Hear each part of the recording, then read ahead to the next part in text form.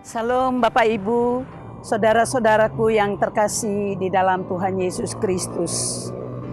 Pembacaan kita pada hari ini terambil di dalam Nahum 3 ayat 1 sampai 19. Kita berbicara Asyur dengan ibu kota Niniwe tentu mempunyai beberapa kelebihan. Yang ikut menopang Asyur menjadi bangsa yang besar dan juga berkuasa pada saat itu. Ada benteng-benteng, gerbang-gerbang kota, pasukan, persediaan air minum, dan juga pertahanan yang baik. Ada pedang dan juga pemimpin di pemerintahan. Namun semuanya menjadi lemah, tidak mempunyai kekuatan tatkala Nabi Nahum menyampaikan berita hukuman Tuhan atas Niniwe karena telah menindas dan menghadirkan penderitaan bagi bangsa-bangsa, terutama bagi Yehuda. Bapak, Ibu, saudara-saudaraku, memahami cerita dalam 3 pasal kitab Nahum tidak terlepas cerita dalam 3 pasal kitab Yunus tentang kejahatan orang-orang Niniwe. Bapak, Ibu, saudara-saudara, kota penumpah darah itu seluruhnya dusta belaka, penuh dengan perampasan, tidak henti-hentinya penerkaman. Kekuatan mereka ada pada cambuk dan derap-derip roda, kuda, kereta, pedang, tombak, penyembah-penyembah berhala, persundalan, dan ahli-ahli sihir yang merancang kejahatan dan memberi nasihat-nasihat dursila. Bapak, Ibu, saudaraku, hukuman atas orang-orang kota Niniwe karena Tuhan itu Allah yang cemburu dan penuh kehangatan amarah. Tetapi pada sisi lain, Tuhan itu panjang sabar dan besar kuasa, tetapi Allah tidak sekali-kali membebaskan dari hukuman orang-orang yang bersalah.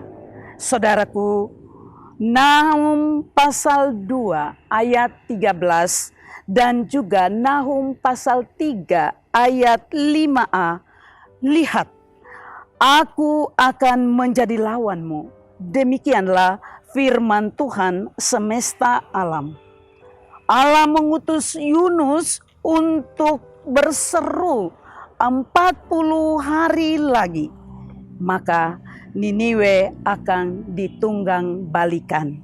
Bapak, Ibu, orang Niniwe percaya kepada Allah atas perintah raja dan para pembesar mereka, mengumumkan puasa manusia dan ternak, lembu dan sapi, dan kambing domba tidak boleh makan rumput dan juga tidak boleh minum air.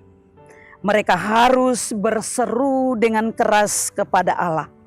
Dan haruslah masing-masing berbalik dari tingkah laku yang jahat dan juga dari kekerasan yang mereka lakukan.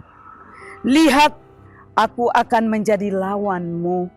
Demikianlah firman Tuhan semesta alam. Allah itu panjang sabar dan besar kuasanya. Tuhan itu baik. Bapak, Ibu, saudara-saudaraku yang diberkati oleh Tuhan. Akhir-akhir ini dalam perjalanan kehidupan umat manusia, ada begitu banyak kejutan-kejutan yang terjadi di dunia ini. Baik itu musibah yang disebabkan oleh alam, kecelakaan, atau wabah-wabah penyakit yang sulit diperoleh obatnya, dan ada pula yang tidak ada obatnya atau vaksin. Tetapi dengan iman yang sungguh kita mendoakan supaya ada obatnya. Bapak Ibu, hal-hal demikian tidak membedakan orang. Siapa saja dalam kehidupan ini dapat menimpa dan tertimpa pada dirinya. Tapi ada satu hal yang mau disampaikan lewat firman Tuhan, yaitu di dalam pasal yang pertama, Nahum ayat yang ke-7, dia mengenal orang-orang yang berlindung padanya dan orang-orang yang berharap pada dia, sebab Tuhan itu baik. Bapak Ibu yang diberkati oleh Tuhan, hanya Tuhanlah yang tak pernah gagal dalam perjalanan hidup, dan janji Tuhan dalam memberikan pertolongan kepada umatnya pada waktu yang Dia tentukan. Ibu bapa, Dia mengajar kita merendahkan diri, dan Dia mengajar kita untuk bergantung sepenuhnya pada Dia sendiri, dan Dia mengatakan kasih-Nya melalui Yesus Kristus juru selamat dunia. Saudara-saudara, kita harus sabar dalam menantikan jawaban segala doa yang kita naikkan. Firman Allah yang disampaikan Nahum merupakan berita penuh kesukaan. Karena itu kita harus menerimanya dengan iman, agar semua terjadi sesuai dengan iman yang kita miliki. Ibu bapa, saudara yang diberkati, Dia sahabat kita yang sejati. Di tengah-tengah situasi dunia yang menggelora, badai yang menakutkan, Ia tetap hadir. Ia tidak terisolasi oleh situasi dan kondisi apapun. Ia hanya sejauh doa. Bapak Ibu yang diberkati oleh Tuhan, hari ini sudah 3 kali Bapak Ibu dan saya kita beribadah di rumah. Baik ibadah keluarga maupun juga ibadah hari Minggu. Ibadah di rumah kita masing-masing saat ini bukanlah sekedar Bapak Ibu dan saya berkumpul tanpa makna, melainkan keluarga kita dan masing-masing pribadi kita dimampukan untuk merasakan kehadiran Allah dan untuk mempererat antara hubungan anak, papa, mama, orang tua, saudara, bersaudara di dalam Kristus Yesus. Bapak Ibu yang diberkati oleh Allah, dengan adanya peristiwa-peristiwa yang diperhadapkan kepada Bapak Ibu dan saya, mari kita tetap mendekatkan diri kita dengan Tuhan lewat persekutuan yang terjalin. Keluarga kita, papa mama kita, orang tua kita masing-masing. Jangan hanya pada saat ini kita ketika pergumulan, ketika masalah kita hadapi. Seperti ini kita berkumpul bersama-sama, kita dekat dengan Dia. Sesudah itu berlalu, lalu kita mulai lupakan Tuhan lagi dalam persekutuan seperti yang kita lakukan saat ini. Bapak Ibu, saudara-saudara yang terkasih di dalam Tuhan Yesus, tidak ada kekuatan, tidak ada kuasa apapun yang sanggup menghadapi hukuman Tuhan. Karena sesungguhnya kuasa Tuhan melebihi segala kuasa yang ada di muka bumi. Pemahaman ini mengingatkan kita sekaligus memperingati manusia agar kita tidak sombong. Kita mau merendahkan diri di hadapan Tuhan dan juga di hadapan sesama kita. Bapak Ibu, di minggu-minggu Prapaskah ketiga ini kita mengingat Yesus yang menderita sengsara untuk semua umat manusia di dunia. Dalam iman kita meyakini bahwa kesengsaraan membawa keselamatan kepada semua orang, juga kepada semua ciptaan yang ada di muka bumi.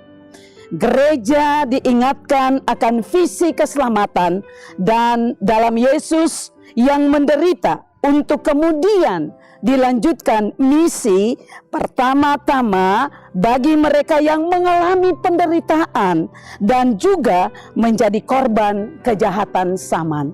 Saudaraku, kita lihat bahwa habis gelap terbitlah terang. Dari dan di dalam Yesus juru selamat kita.